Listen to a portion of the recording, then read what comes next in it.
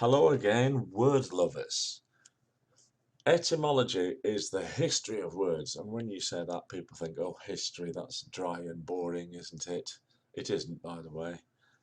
But today, we're going to focus on recent history, starting off with some words which have been created by the internet. The internet is recent in geological terms and etymological terms. Very new words here. Words that I quite like because of the unusual features of some of them. Doxing with double X. There you go. I don't think we've seen that before. That's to release information about somebody without their consent. The alt-right became a thing for a while and was often spelt with a full stop right in the middle of it. And then we had a whole host of words springing up from the interaction on social networks. You got shadow banning, you got white knighting. Check the Urban Dictionary if you want to know any of these. I'm not going to go into them. Also, they might just evaporate.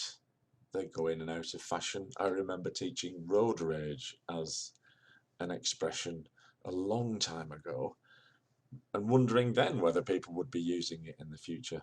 We still do, apparently. You get LARPers, live action role players, you get gaslighting, to intentionally try to make somebody think that their view of reality is false. From the 1940 English film, which I watched last night, it's quite good.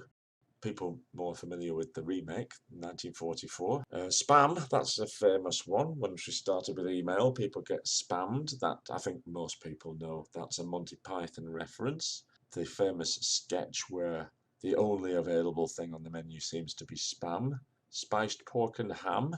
But we're not interested in that. How about a word like vegan? Vegan. I am a vegan. Nobody knew what one was 20 years ago. The word was coined quite a long time ago in the 30s by an English farmer who decided that it was going to represent the beginning and end of vegetarianism. Would be veganism. Get it?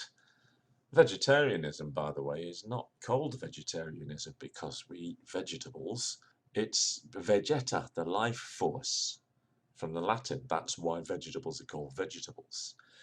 And now what happens with vegetarian, you also get people who decide to be flexitarian, pescatarian. Notice that they're not pescivore. These are life choices now, like pastafarians. Do investigate the pastafarians if you have any time. Similar thing happened with the suffix of gate for scandals after 1972, the Watergate scandal. It was the building's name was Watergate, but the whole scandal with President Nixon came to be called the Watergate affair, and therefore Watergate meant the scandal. That's a process called metonymy, but it gave rise to the use of the suffix for other things, meaning gate would then represent scandal. So you had not only Watergate, you had a wine gate, vodka gate, Pizzagate, Billygate, Toadgate, and so on. And I'd like to move on from here to a couple of portmanteau words, also quite recent. Now, a portmanteau word, I should explain, is two words pushed together as if packed into a suitcase, which is what a portmanteau meant in the time of Lewis Carroll, who was the man who coined the expression. A lot of portmanteau words can be seen in the Jabberwocky, for example. The Jabberwocky, a poem which actually lent 3 of its nonsense words to the English language. Maybe more about that later.